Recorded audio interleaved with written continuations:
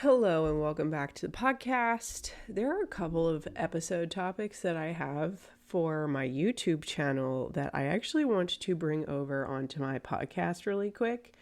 And so I'm going to dive into it just a smidge today. The one first topic that's coming into my mindset, my mind frame right now is one of my secret manifestation hacks. So I have been using a manifestation technique, this specific manifestation technique that I am going to share with you in this episode today, since at least 2017. So that's almost 7 years now. And so this manifestation technique has allowed for me to go to a national championship, win gold medals. I had an entire gold medal season that season because of what this manifestation technique allowed for me to do. Moving into the very first house that we were in was definitely another thing that I manifested. It wasn't exactly the house that I had envisioned, but the opportunity coming up was definitely something that I had manifested for quite a while. In all honesty, my relationship is another thing that I would say that I've manifested. I think it's funny. There's, definitely there are going to be things that pop up that you're like, oh yeah, this is exactly what I wanted. And then it's like, there's things that are pretty, sorry, the cat's like moving her tail over here.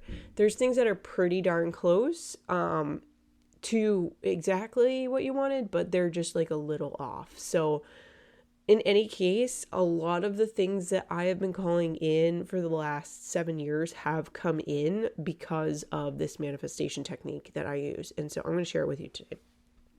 So this manifestation technique is actually really incredibly simple. And the reason being is because manifestation at the end of the day is all about what emotions you are calling in and what emotions you are feeling.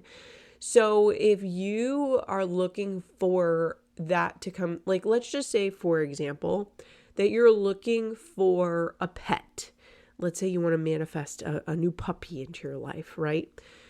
If you're looking to manifest a new puppy, odds are it's because you're going to have fun with that puppy, and that puppy's going to make you feel loved, and that puppy is going to make you feel so happy, and you're going to have great memories with that puppy. And so that's really the crux of manifestation at the end of the day.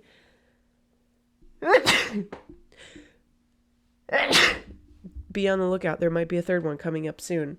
It's because a cat's on top of me. The crux of manifestation comes down to your emotions. What are you emotionally tuning into? What are you emotionally calling in? What is the emotional match that you are vibrating out? That is what you're looking to come back to you. And so it's really important.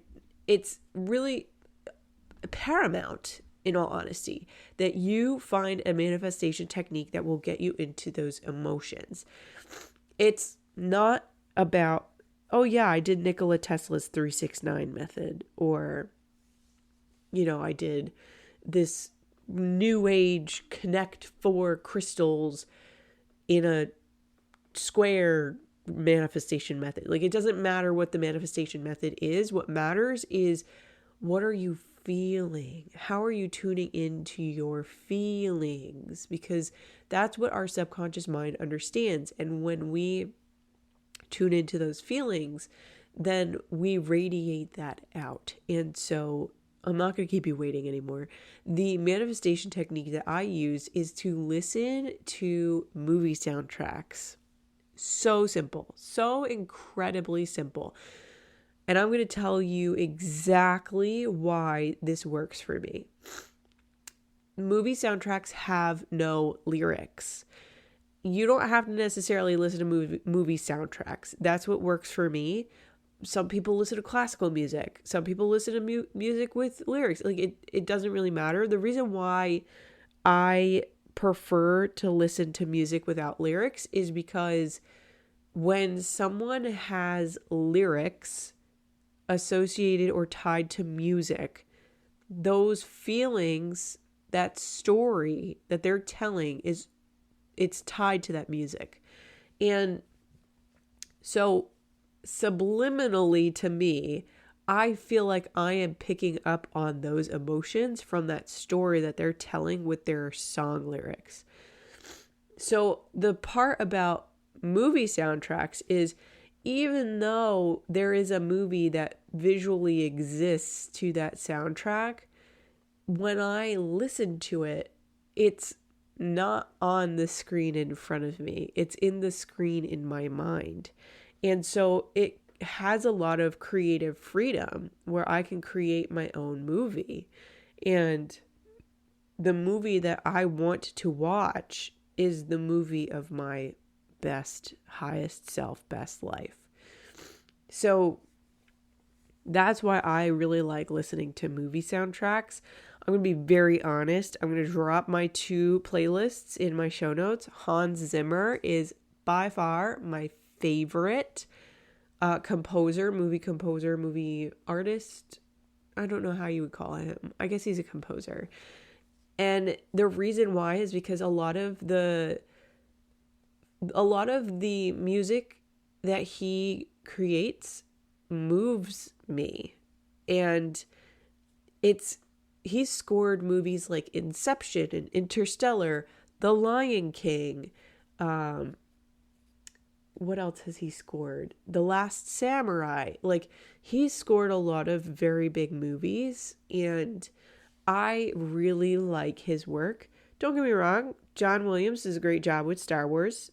There are a couple of John Williams songs in my playlists, but really it comes down to, like, what feelings are you looking to call in? And I'm going to be quite honest, even though my playlists are technically titled as my Hans Zimmer playlists, I have a lot of different artists on there, a lot of different composers, and most recently, my favoritist has been Natalie Holt, and she has scored the Loki seasons on Disney Plus. And that's really something that has been very moving as of recently for me. So I'm going to put those links to those playlists down below. The Spotify playlist, I actually started in 2017. I have not been able to log back into it to update it because my current Spotify on my phone is tied to Tommy, not tied to my account. So I need to fix that. And so if you want to listen to those Natalie Holt songs that I was talking about, they're going to be on my Apple playlist that's in the show notes. That link will have her 3, I think, because it's Loki season 1 and Loki season 2. However, Loki season 2, she did split into 2 albums.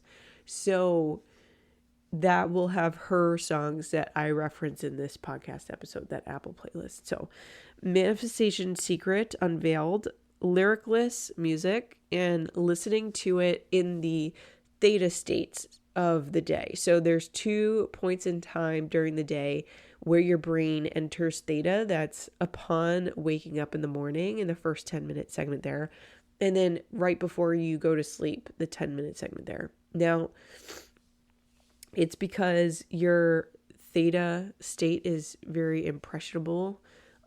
You can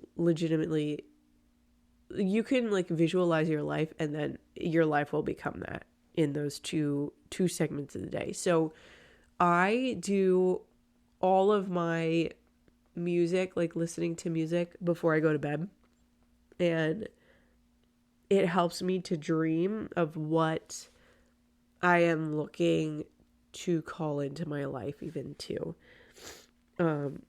I call it my visualization time, because then I can actually see, like a movie, the life that I want to be calling in for myself. So that is my ultimate manifestation hack. I have a couple more of these episodes that, like I said in the beginning, I have these ideas for YouTube that I want to carry over to the podcast. So this is definitely the most top of mind one right now, but there are a couple more, and I'm really excited to share them because they're going to be kind of similar, but they're also going to be kind of different, mostly because recording time and recording process, when I record my YouTubes, I would love to be able to just take the audio, but I do them on my phone.